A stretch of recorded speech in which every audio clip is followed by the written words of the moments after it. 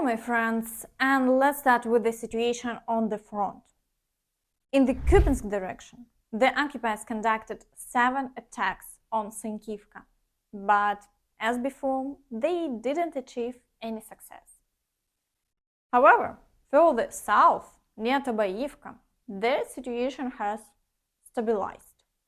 The occupiers are bringing in new reserves, but attacks are not being reported at the moment. So we are waiting to see how events will unfold, but they are planning to continue their successes in this area. So the Ukrainian Armed Forces report that the overall situation here is very tense. The Russians pulled up X-2 equipment in the Kupiansk and Svatove directions. The number of infantry increased manifold.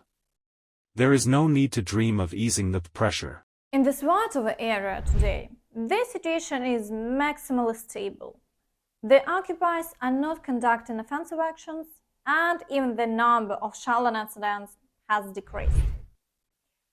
On the other hand, in the Kreminna area, the activity of the occupiers has increased.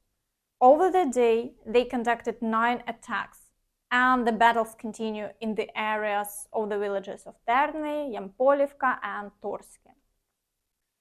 There are no changes along the front line, but the situation is complex, with a significant number of shelling incidents. In the Synkivka direction, the occupiers continue shelling Vuhledar and the positions of the Ukrainian Armed Forces in the forest. Although no new attacks are reported, the front line remains unchanged. In the Bakhmut direction, the occupiers are storming the positions of the Ukrainian Armed Forces in the area of the village of Ivanivka and intensively conducting shelling. Attempts to break through closer to Synkivka and Avdiivka also continue. However, as before, the Ukrainian Armed Forces hold their defense and the front line remains unchanged. In the Avdiivka direction, a large number of shelling incidents persist. In addition, there are battles on the southern flank in the areas of Prvomaiske, Nevelske and near industrial zone.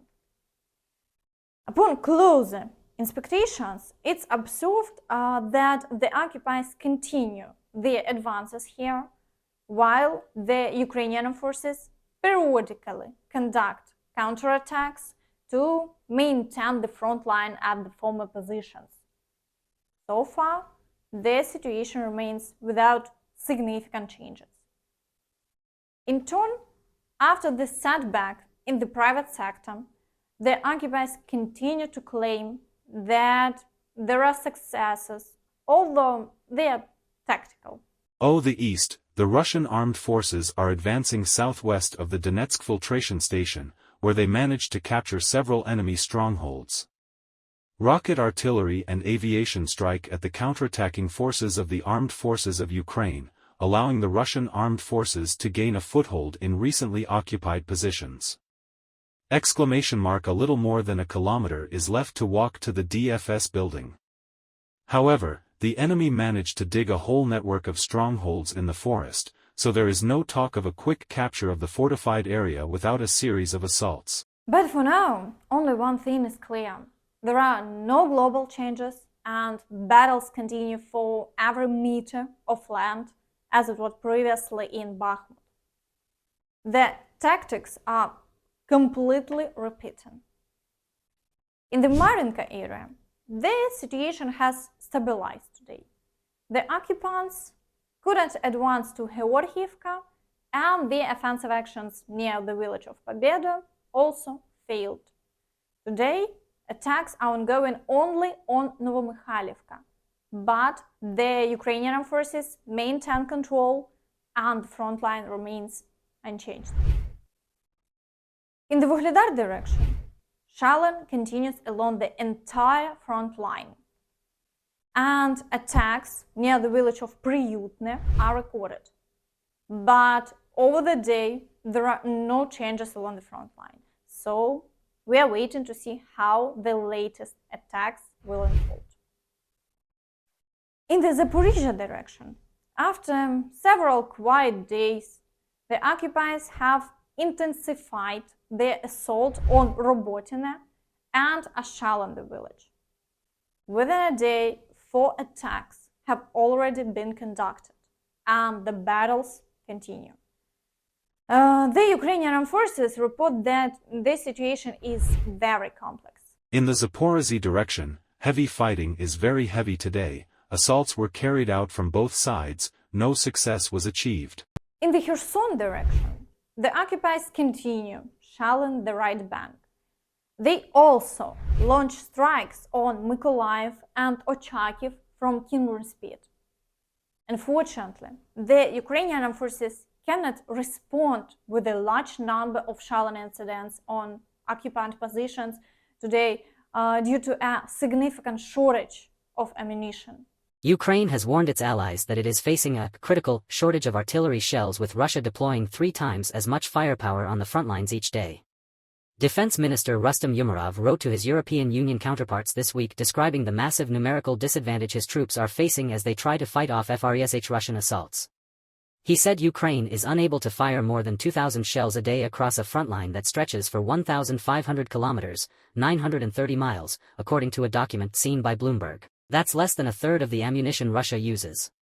Ukraine's weapons shortages are growing worse by the day, Umerov added, as he urged his EU allies to do more to meet their pledge to supply 1 million artillery rounds. He said Ukraine needs to at least match the firepower deployed its enemy. The side with the most ammunition to fight usually wins, Umerov said, according to the document. The EU acknowledged on Wednesday that it will supply barely half of the shells it had promised by a March deadline, resolving to deliver almost 600,000 more by the end of the year.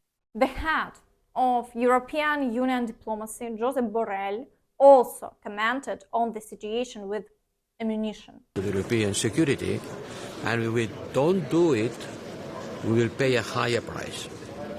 That's why I will debrief the leaders about the situation in the ground and my proposals to increase the military support to Ukraine with this Ukrainian Assistance Fund inside the European Peace Facility.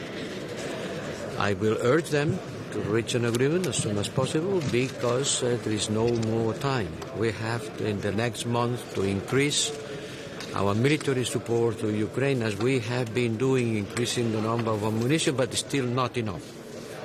But despite the shortage of ammunition, the Ukrainian armed forces are holding their positions and have an advantages in FPV drones, at least in the Kherson direction.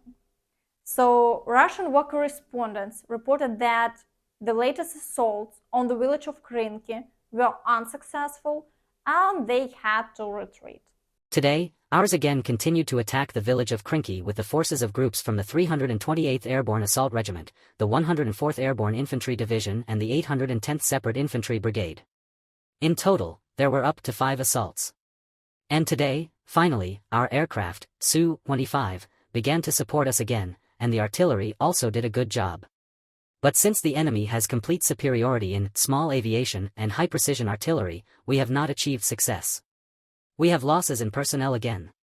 Ours withdrew. Now the main problem is delivered to us by drones and electronic warfare of the enemy, as well as guided high-precision and long-range projectiles. It is necessary to look for an effective counteraction to the enemy's drones and electronic warfare. Meanwhile, Russian propagandists claim that if someone needs to be attacked for rescue, there are only 2 countries, France and Italy. Вот зачем нападать России на НАТО, на страны Евросоюза, чтобы потом что? Получить под свой контроль Амстердам, где кокаин разбросан во всех углах, не только уже в аптеках там. И что там делать? Вот. Что там будут делать русские оккупационные части? Они там придут. Бороться с наркотрафиком? То есть на страны, где легализованные наркотики тяжелые, нападать не будем? Ну, не знаю, избирательно, что мы на это нападем, на это не нападем. Там всюду где-то что-то легализовано. Ну что, из педофилии, из ЛГБТ. Сейчас нападем и будем там им настоящий приличный моральный уровень поднимать от того, что они опустили. Ну, помимо всех других резонов экономических, там, кормить их, поить и так далее. Так вот, если уж нужно на кого-то нападать для спасения, я уже тоже говорил, это только две страны. Франция и Италия, где сосредоточены основные богатства европейской, западноевропейской, центральноевропейской культуры. Вот там есть что спасать. And that's all from me. Don't forget to like this video, subscribe to the channel and hit the notification bell to stay updated on all the latest news. Thank you for watching and see you next time. Bye bye.